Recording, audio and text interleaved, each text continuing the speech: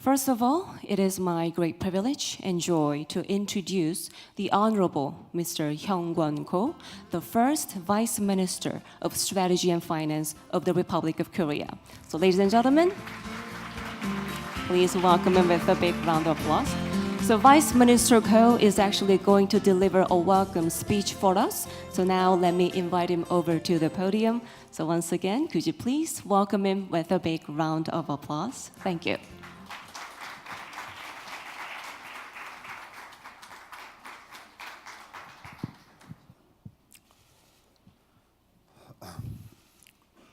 Madam Christine Lagarde, Managing Director of the IMF, Mr. Lee Ju-yeol, Governor of the Bank of Korea, Mr. Adam Paulson, President of the Peterson Institute for International Economics, and honored guests, let me warmly welcome you to this international conference co-hosted by the IMF, the Bank of Korea, and the Peterson Institute.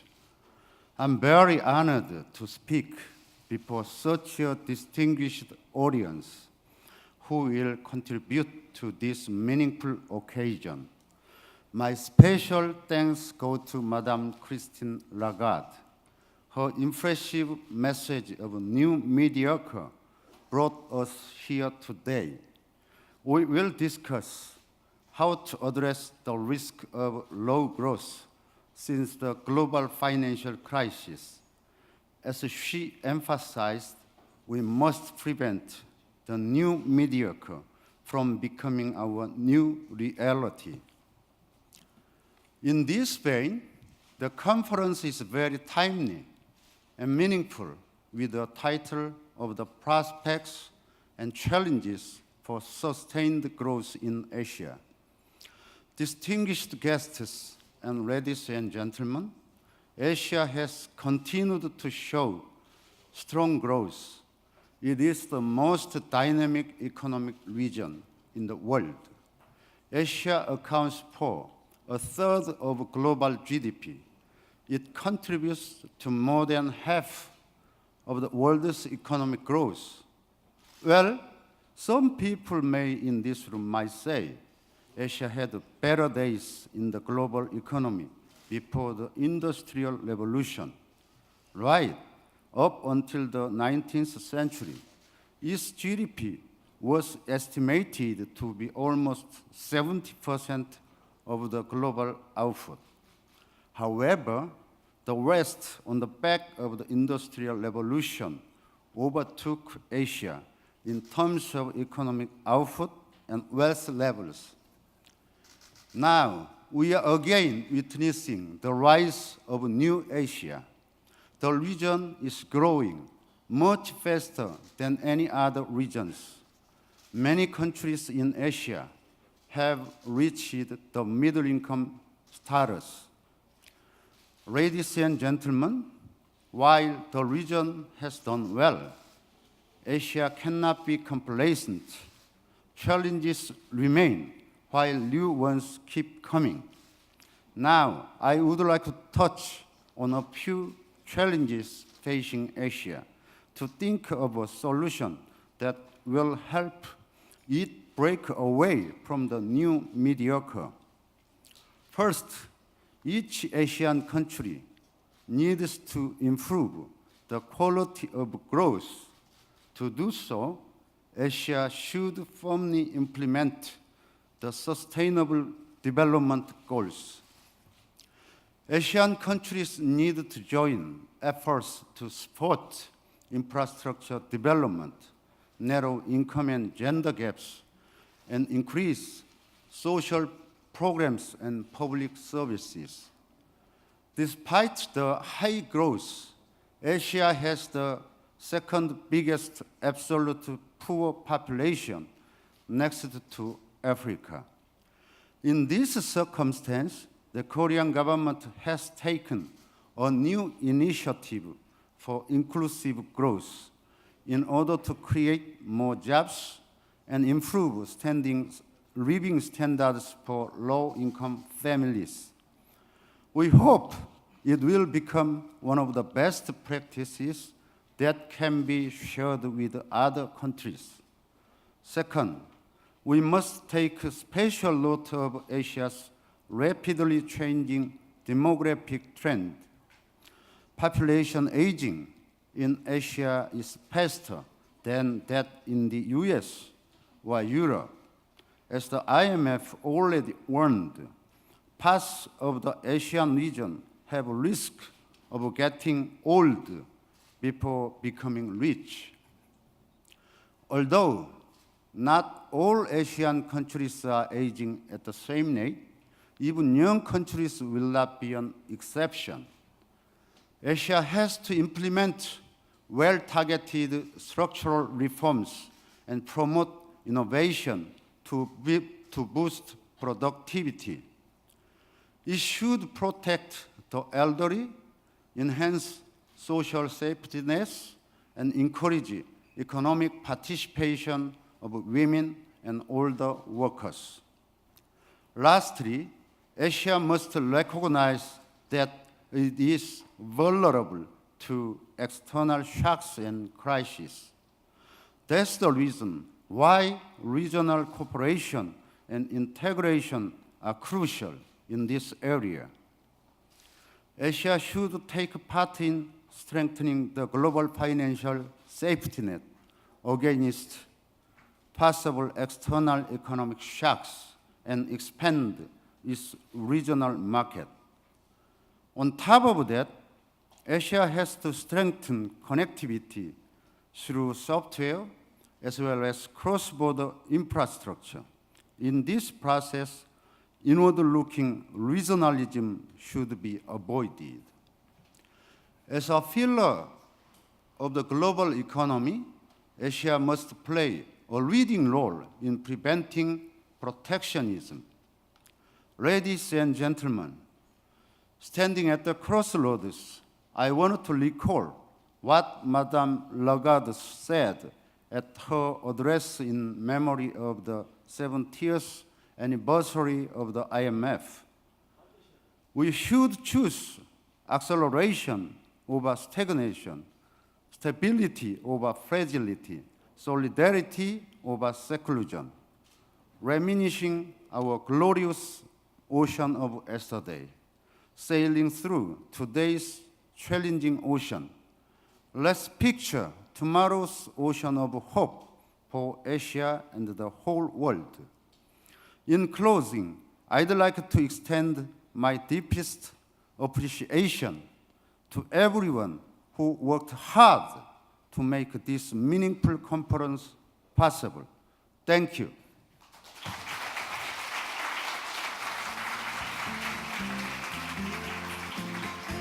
Thank you, Vice Minister Ko. That was an impressive speech. So ladies and gentlemen, please give him another round of big applause. Thank you. Well, now it is my great honor and pleasure to present the Honorable Governor Julia Lee of the Bank of Korea. Governor Lee, could you please come up on stage? Ladies and gentlemen, please welcome him with a big round of applause.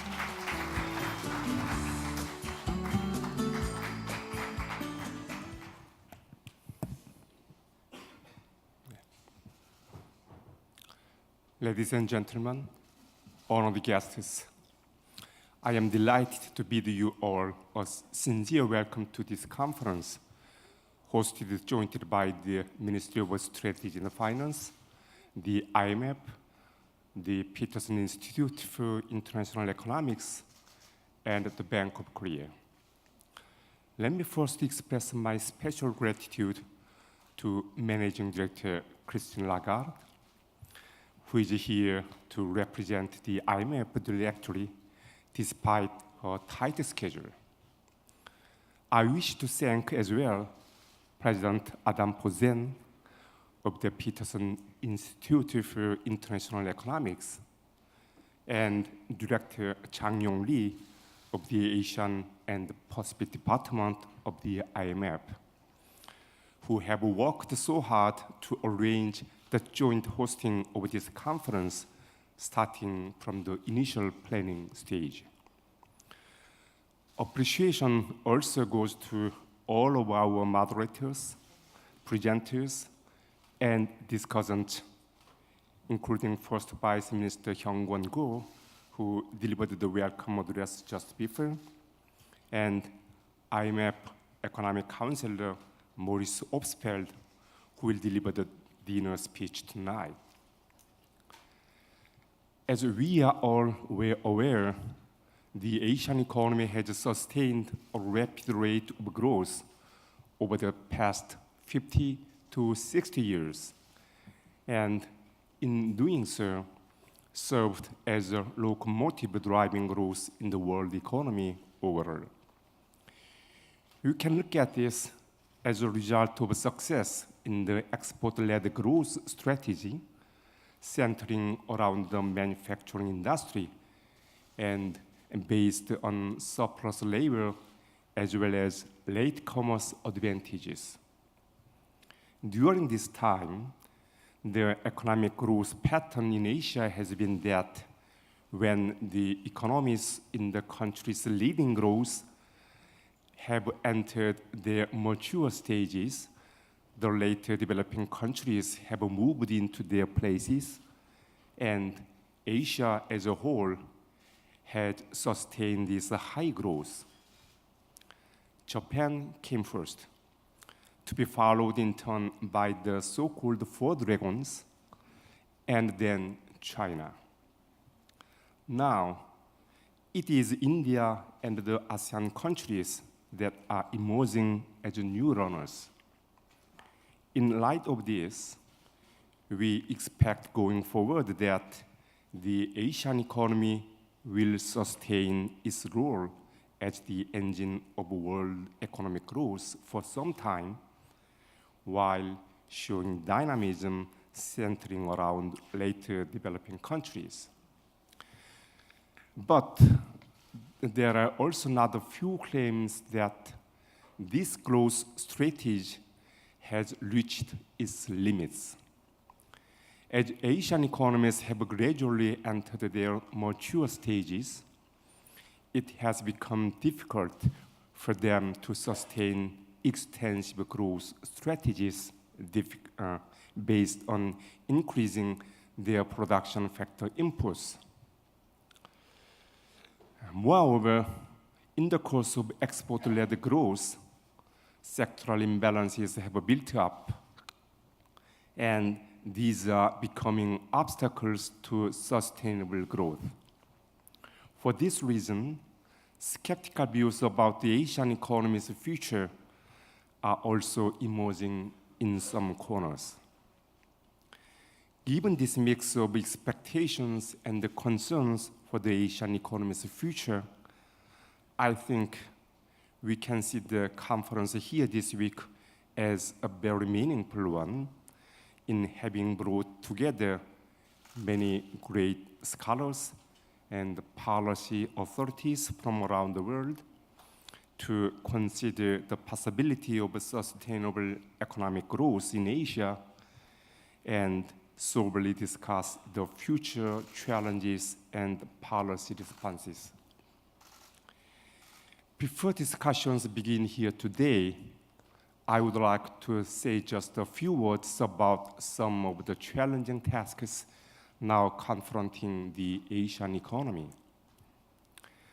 The first task is to change our growth paradigm. Going forward, we will have to break out of the paradigm of extensive growth based on the expansion of production factor inputs and move to one of intensive growth driven by innovation. Productivity in major Asian countries has already clearly slowed since the global financial crisis.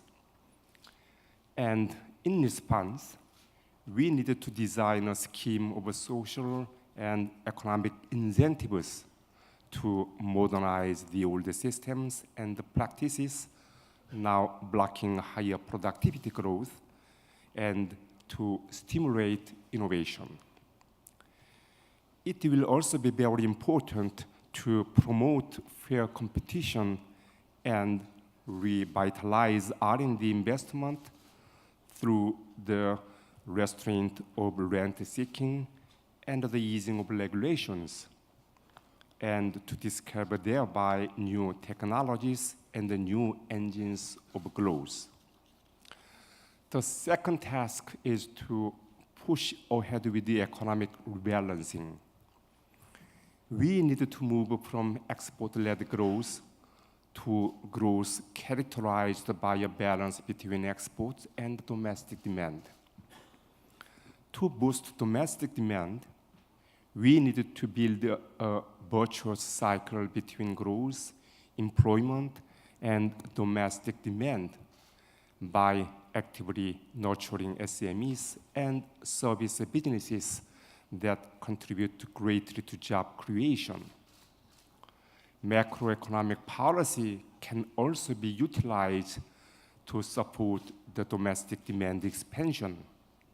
But we should bear in mind that if expansionary fiscal and monetary policy stances become even a bit prolonged or excessive, this can undermine fiscal soundness and cause the buildup of financial imbalances.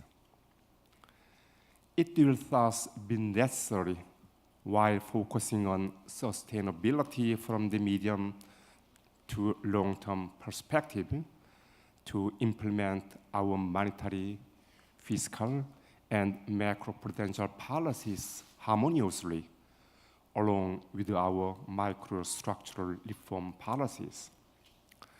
The third challenging task facing the Asian economy is our response to population aging.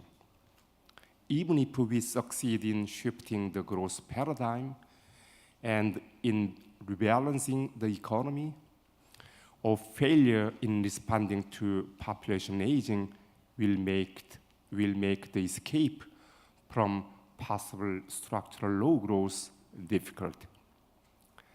Negative effects due to population aging are already appearing in first-moving countries like Japan. And in a considerable number of later developing countries, their so-called population bonus effects are expected to disappear before long. Population aging is progressing rapidly in Asia, while preparation for it are insufficient. In response, we will have to reform our labor markets to ensure vigorous participation in economic activities by not only the aged, but by youth and women, while on the other hand, implementing social and education support policies to increase birth rate. Ladies and gentlemen, it is said that our greatest enemy is not something that is external to us, but rather our own internal vanity and inattention. We cannot be content with the remarkable results that our Asian economy has achieved over the past half century. The challenges that the Asian economy now faces are new ones never previously experienced. But if we remain ever alert to this situation and make provisions, and in particular, if our regional countries cooperate closely, then we can welcome this as an opportunity for one further takeoff. I look forward to many meaningful measures being presented here today and tomorrow through active expression of views and enthusiastic debates among participants, which can enable the Asian economy to overcome the challenges confronting it. Given the difficulty of the challenges before us, your deep and wide-ranging wisdom and insights are very much needed. I would like to express one more time my profound gratitude to IMF Managing Director Christine Lagarde and all of our other esteemed participants attending this conference. Thank you.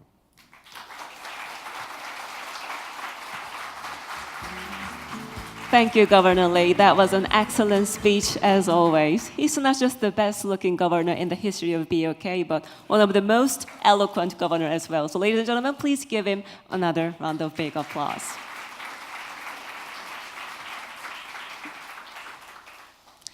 Last but not least, it is my utmost honor and joy to introduce an inspirational and powerful woman who is none other than Madame Christine Lagarde, the Managing Director of the International Monetary Fund. Ladies and gentlemen, please give her a big hand.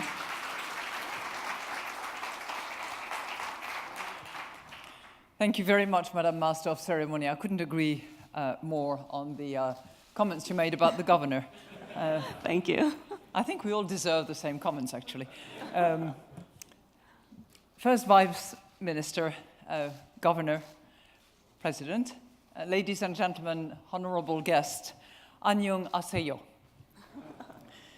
I would like to thank the Ministry of Strategy and Finance, the Bank of Korea, and the Peterson Institute for co-organizing this important conference. It has been a joy to work together and to bring you all for this very interesting debate.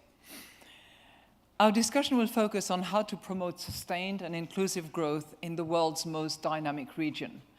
And as I'm using this word, region, me coming from the European Union, which certainly defines itself as a region, I have some trepidation. And I remember from previous life managing an international law firm which had many offices in the region, and assuming that Asia was a region and could be managed as a region, I miserably failed. Because while Asia might very well be a region, it is also a constellation of different cultures, of different histories, of different backgrounds, of different arts, which creates the richness and the diversity of this region. And we are certainly setting ourselves for a real challenge to actually identify within that region what are the common trends, what are the common policies, and what are the different issues. So, as we think about this region, I think we should always have in the back of our mind what composes that region, its richness, its diversity, and as I said, its geopolitical differences and the ramifications as a result in terms of economy. But what certainly this region has in common is the way in which it has transformed itself over the last few decades. China and India have been driving the greatest poverty reduction in human history by creating the world's largest middle classes. In a single generation, Vietnam has moved from being one of the world's poorest nations to being a middle-income country. And Korea has transformed itself into a thriving, advanced economy, inspiring those who are working hard to avoid the so-called middle-income trap. I've mentioned only 4 countries, but those are some of the many histories and success stories that have captured the imagination of policymakers and economists around the world. Now, why is that? Probably because this region is not just about macroeconomic policies and embracing global economic integration. It is also about immense resourcefulness, immense determination, and a lot of very, very hard work. 20 years ago, for those of you who are, like me, a little bit old, we all remember. 20 years ago, so many communities and companies were deeply hurt by the Asian financial crisis. We do share some history. So many countries in this region suffered a lot. So many people suffered a lot. But they also learned a lot, as did the International Monetary Fund. And those countries are much stronger today. As the famous Korean proverb puts it, after rain, the ground becomes firmer. This resilience was earned through bold post-crisis reform. Many countries adopted more flexible exchange rates and reduced external vulnerabilities. They also strengthened their financial sector regulation and supervision, which helped them a great deal during the last crisis. And they developed domestic capital markets. Over the past decade, the Asia-Pacific region has contributed 2/3 of global growth and now accounts for about 44% of global GDP. So there has been this enormous economic transformation. And we contend that we are about to see yet another economic transformation across Asia. Now, what does that mean? It means that countries can actually build on the progress that they have made so far, as you said, Mr. Vice Minister, by not being complacent, but by addressing their vulnerabilities. And these include some short-term challenges, as other economies have them around the world, such as high corporate debt, the risk of protectionism, but also longer-term challenges which are specific to this region and which are diverse as well. My two previous colleagues have mentioned demographics, and I will touch on that because population aging and population dividends are actually challenges that need to be addressed. And the lower productivity growth that has been observed across the region is also another one that is a longer-term vulnerability to be addressed. And there is a huge opportunity for policymakers in this part of the world to build the best possible tomorrow for Asia.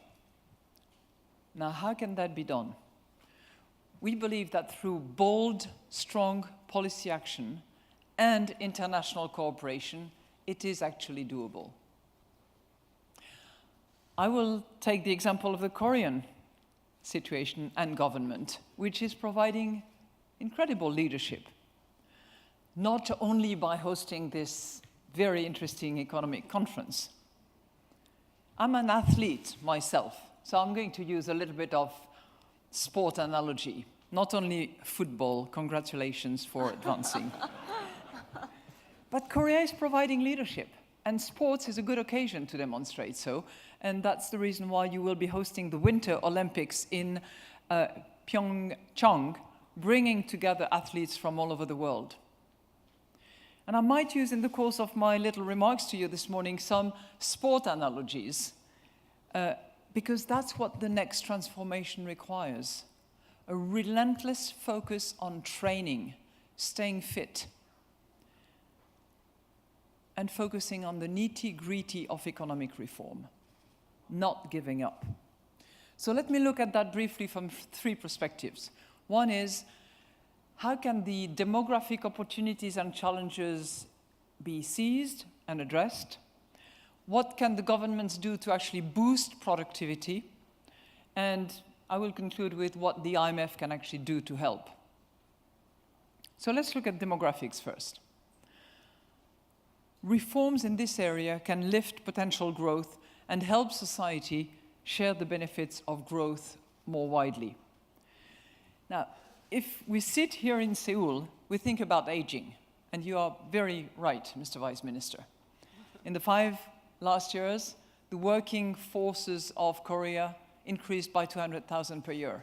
In the next 5 years, it will be shrinking by 100,000. But if we sit in Delhi, for instance, or in Jakarta, or in Manila, it's a different story, where there is an immense potential of young and growing population.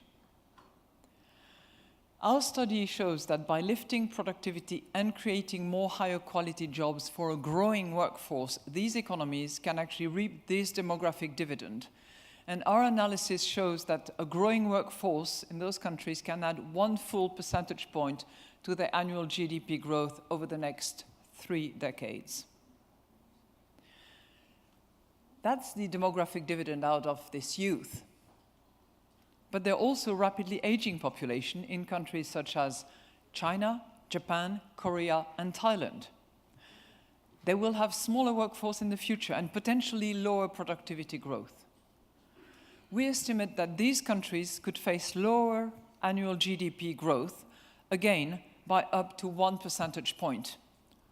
Although, here, caveat, some of the negative effects of aging remain subject to debate amongst economists. So what can Asia do to step up its demographic training? One avenue that has worked in all countries around the world, and we discussed that extensively yesterday during the conference we had about women in finance, is to boost the proportion of women in the workforce. Korea and Japan, for example, could further increase their focus on reforming secondary earner taxation and boosting childcare benefits and tax incentives for part-time work. The second earner is, by the way, always the woman, which is why by reforming that, you actually encourage women to contribute to the workforce. Emerging and developing countries such as Cambodia and India can benefit from expanding girls' access to high-quality education and promoting women's access to finance. Taken all together, these initiatives could become an economic game changer. By some estimates, closing the gender gap in the labor market could boost GDP by 9 percentage points in Japan, 10 percentage points in Korea, and no less than 27 percentage points in India. Now, there is a bit of an arbitrary aspect to that assessment because it doesn't happen overnight, and it takes policies, but it also takes cultural changes and the impetus at the highest level. We have also seen benefits from fostering more inclusive growth, especially in countries where income and wealth inequality are high and rising. To put it simply, when the benefits of growth are shared more broadly, growth is stronger, more durable, more resilient. Again, our research department under the leadership of Maury Opsfeld has done significant research on that particular topic. Here in Korea, the parliament recently approved a budget that focuses on that and includes transfers for the elderly, subsidies for job-seeking growth, and higher unemployment benefits. A stronger social safety net, including a more reliable pension system, is also, in our view, crucial in China because it would facilitate the transition to consumption-led growth, which is much desirable. In other words, increasing the economic fitness can help ensure that the next generation will be better off. That sport needs to be co-ed. What about productivity now? By the way, this is not a problem that is specific to Asia. And it's a critically important one because over the long term, productivity growth is the most important source of higher income and rising living standards. For example, countries like Bangladesh, India, and Indonesia are benefiting from steady investment which can help boost innovation and potential growth. The not so good news, though, is the sharp slowdown in productivity growth since the financial crisis in countries such as China, Japan, Korea, and Thailand. And this is, as I said, part of a global trend. It's not specific to Asia, and it affects most advanced countries and some of the emerging market economies as well. Our estimate is that if productivity growth had followed its pre-2008 crisis trend, overall GDP in the Asia-Pacific region would be about 9%, higher today than it is. That would be the equivalent of adding an economy the size of Japan to the world.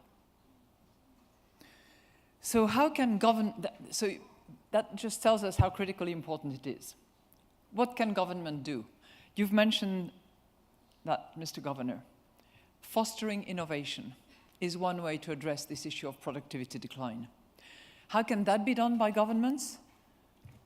Providing tax incentives for research and development, investing more in infrastructure and education reform, and for some state actually participating in the research and development in order to kickstart innovation. For example, Korea and Vietnam are world champions in educational achievement, which is clearly the compost from which innovation arises. And here, a greater emphasis on vocational training could help reduce skill mismatches in some sectors. I think this is an analysis that we share with the government of Korea. Now, of course, Asia has been a world champion in entrepreneurship, most recently in smartphone applications, e-commerce, and fintech. In these and other sectors, the region could benefit from reducing overly stringent regulations and fostering new ventures and fresh ideas rather than protecting incumbent, the rent seekers that you mentioned, Mr. Governor, and the connectivity that you mentioned, Mr. Vice Minister. Final critically important tool that can actually help with productivity and that can sustain innovation and help it trickle is trade. More trade, as we have seen just recently, will play a role. Because trade promotes innovation sharing and pushes firms to invest in new technologies and more efficient business practices. For example, we estimate that China's integration into the global trading system accounted for as much as 10% of the average overall productivity increase in advanced economies between the mid-90s and the mid-2000s.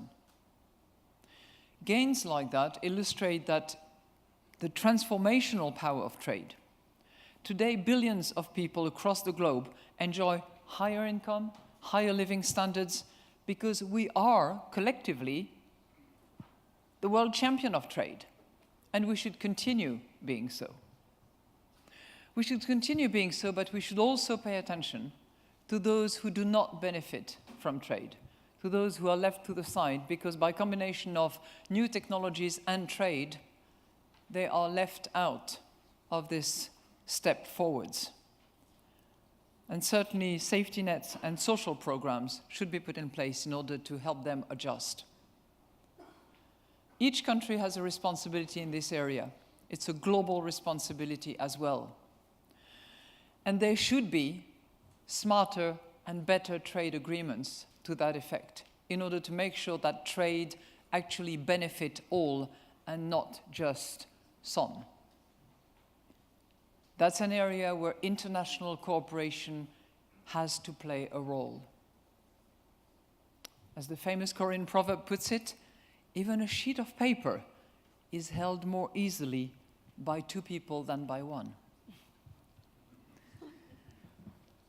And that brings me to my last point. What can the IMF do?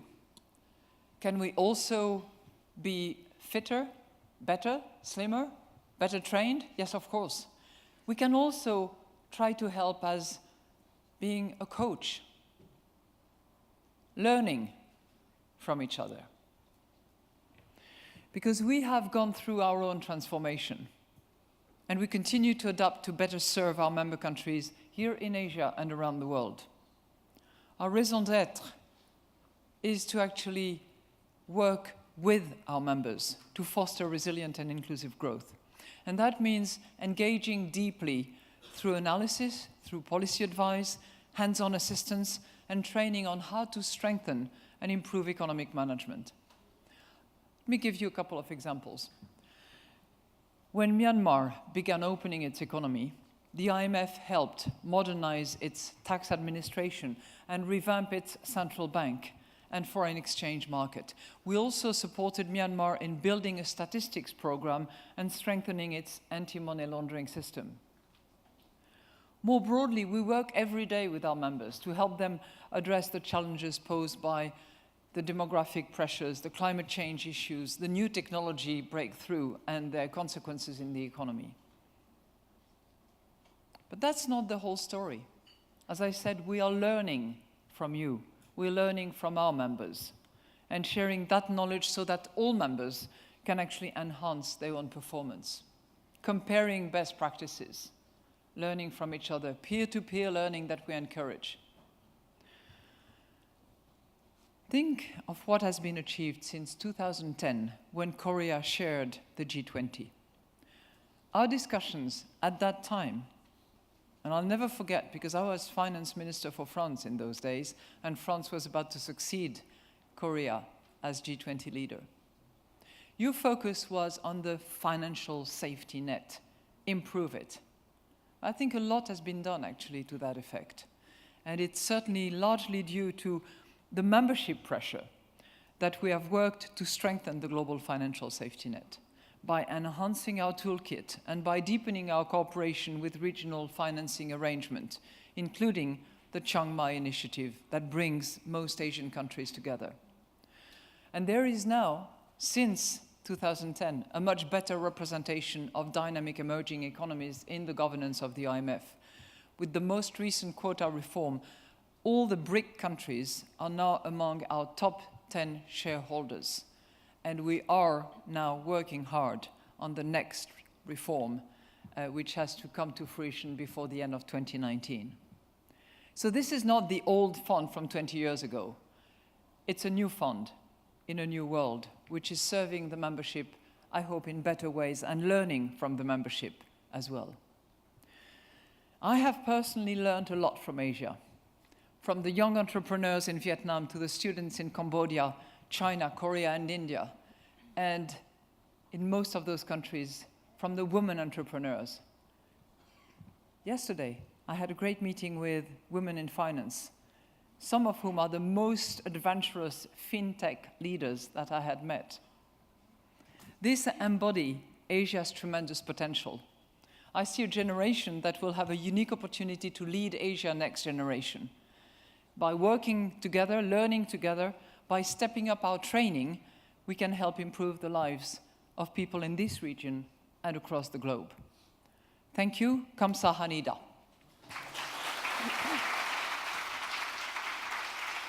Thank you very much, Madame Christine Lagarde. Thank you very much. That was an insightful speech. When the global crisis took place back in 2008, Madame Christine Lagarde famously said that if Lehman Brothers had been Lehman Sisters, things would have been a lot better. And as a few women present in this room, I couldn't agree with her more. Thank you. So ladies and gentlemen, please give her another round of big applause.